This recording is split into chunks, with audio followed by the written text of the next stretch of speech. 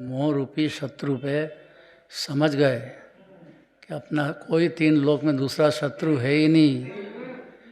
मेरा बाप है, मेरी माँ है, मेरा भाई है, मेरा पुत्र है, यही मोह शत्रु है सबसे बड़ा। इसमें डूब गया जीव। चारित्र मोह खूब रहो तो चारित्र मोह में नहीं डूबता है जीव, मोक्ष मार्ग ही रहता है। लेकिन दर्शन मोह, अब दो नाम सुने कि नहीं, दर्शन मोह क्या और चारित्र मोह क्या, क्या होता है?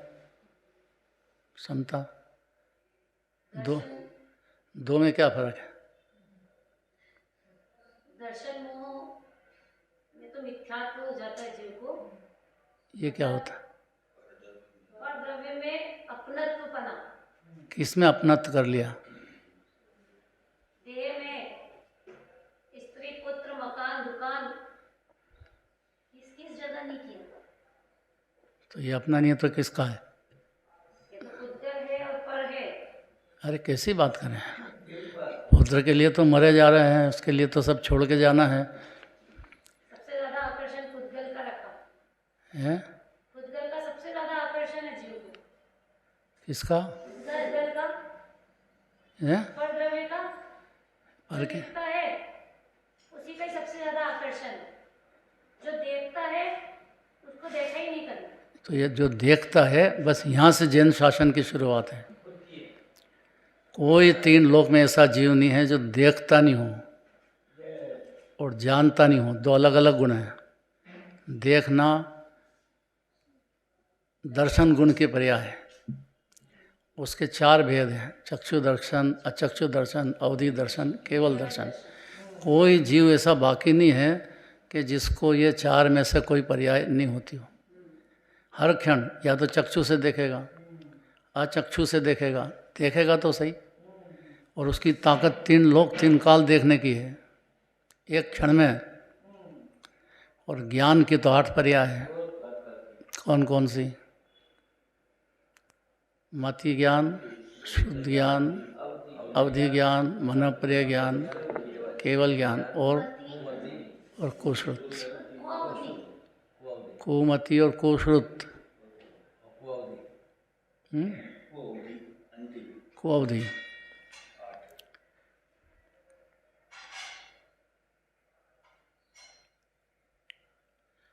अवधि ज्ञान हो जाने पर जीव को अगले जन्म में नरक में चला गया या पशु बन गया। अगला जन्म होता है कि नहीं होता है? नहीं मानता है जीव। पहले गुण स्थान में ये बात मानता ही नहीं है कि अगला जन्म भी होता है, और अपने जो परिणाम हुए हैं उसके अनुसार फल मिलता है। या दिन भर डूबे रहे मोह के अंदर, तो मरते मरते भी मोह में डूबा रहा तो सीधा नरक में जाता है। कौन शरण है वहाँ? अपना भाई मार काट करता है वहाँ। अब उससे कहा कि भैया क्यों मार रहा है मेरे को, कि तेने मेरे को पिछली बार धर्म से करने से क्यों रोका? दिन भर दुकानदारी करो, मेरे को लगा दिया, तो मेरे पाप बन गए तो मैं गया। मैंने कहा था तो तेने माना क्यों? ओके, तुमने कहा क्यों? बस ये झगड़ा है मोह का, अनादिकाल का।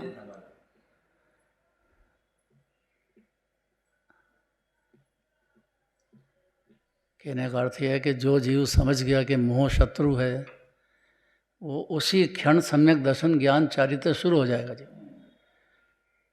ये समझा नहीं कभी अनादिकाल, इतना मोह में डूबा हुआ है जीव। पारसनाथ भगवान की पूजा की, अभी बात बताई कि साधर्मी को भोजन कराना बहुत बड़ा काम है। मंदिर में कोई नया आ जाए तो लेके जाओ घर पे, भोजन कराओ प्रेम से। साधर्मी है वो, मंदिर आ गया वो साधर्मी है, भगवान की पूजन कर रहा है वो साधर्मी है, उससे द्वेष मत करो। यही अभी सहायता करेगा और अगले जन्म में भी यही सहायता करने वाला है। और दुर्भाग्य यह है कि मिथ्यात्व दशा में साधर्मी से द्वेष करता है, जो प्रेम नहीं करता है। ये कारण है उसका मोह का। सारा प्रेम परिवार में, कुटुंब में, पुत्र में, पुत्री में, घरवाली में लुटा देता है पूरा। है मिले कहीं नहीं, यही तो गजब की बात है। अगर ये समझता है ना तो 9 भाव में पहले का भाव नेमिनाथ भगवान का एक क्षण में घरवाली से प्रेम था, 9 जन्म तक चला। यहाँ ऐसा नहीं कहते हैं घरवाली से झगड़ा करो, लेकिन धर्म में लगो और उसको भी लगाओ, इतना तो होना चाहिए। जैसे अपने ये हैं,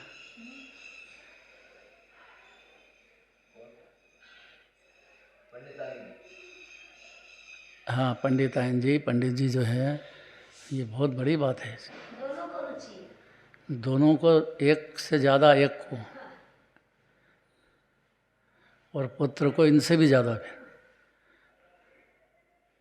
एक से एक घर में कैसे तैयार हुए, देखो बहुत बड़ी बात है। तो ऐसा जो घर होता है ना, तो साथ में फिर धर्म भी होता है, इसीलिए ऐसा घर होता है। धर्म नहीं होता है तो मोह, जहाँ जरा सा मोह में गड़बड़ हो गई तो दुश्मन हो जाता हो। तो बाप बेटे का दुश्मन, माँ का दुश्मन, उसको जरा सा उसको मान कषाय में कसर पड़ जाए जरा सी, इतने में तो तिल मिलाता है, आंखें बदल देता है, दुश्मन बन जाता है। ऐसे ही चल रहा अनादि काल से। पारसनाथ भगवान हर घर में नाम क्यों रखते थे पहले? उनको याद करके और मालूम पड़ जाए कि भाई देखो जरा सा भी परिणाम बिगड़ा है तो उसमें कितना दुख पाया। 24 भगवान में सबसे ज़्यादा दुख पाया है तो पारसनाथ भगवान ने पाया है। और जीव सारा जगत दुखी है, तो बेचारा जो भी मेहनत कर ले, कुछ भी कर ले, तो रिजल्ट ये है कि दुख। देख लो सारे जगत को, आत्मज्ञान बिना सुख लेश न पायो। और आत्मज्ञान हो तो सम्यक दर्शन ज्ञान चाहिए तो चालू हो जाता है, मोक्ष मार्गी हो जाता है। और मोक्ष की गारंटी है आत्मज्ञान में।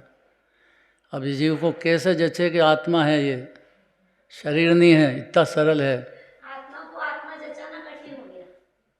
कठिन है तो सरल, लेकिन मोह शत्रु के गिरफ्त में, मोह शत्रु नागिन है।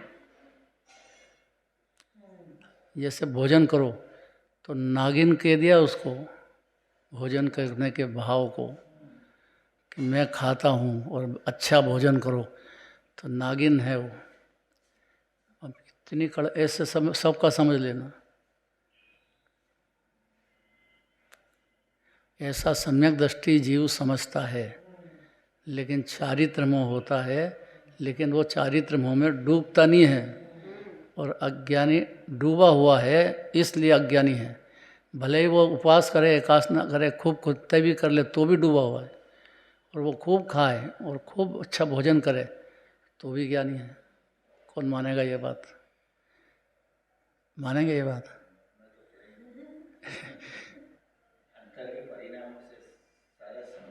तो परिणाम का जवाबदारी जीव की खुद की है, और उसका फल उसको ही लगना वाला है। अगर ये लगे ना कि अगला भी जन्म होता है, तो सब समझ में आएगी बात। पर अगला जन्म मानता ही नहीं है।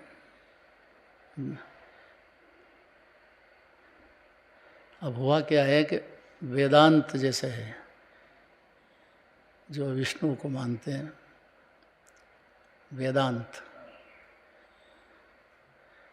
भगवान रक्षा करेंगे। जब तक यहाँ ये समझेगा कि महावीर भगवान हमारी रक्षा कर देंगे, तब तक वेदांती है ये। महावीर भगवान का तो उपदेश में रास्ता बताया है, इसलिए परमात्मा है कि भाई शरीर से भिन्न हो आप, मान जाओ। और राग देश होते हैं पर्याय में, पर तो एक समय के हैं, आप मान जाओ। और आपका आत्मा ही परमात्मा है, कुछ भी अंतर नहीं है। सिद्ध भगवान में और इस जीव में कुछ भी अंतर नहीं है। ये कैसे गले उतरे और उतारे बगैर रास्ता नहीं है।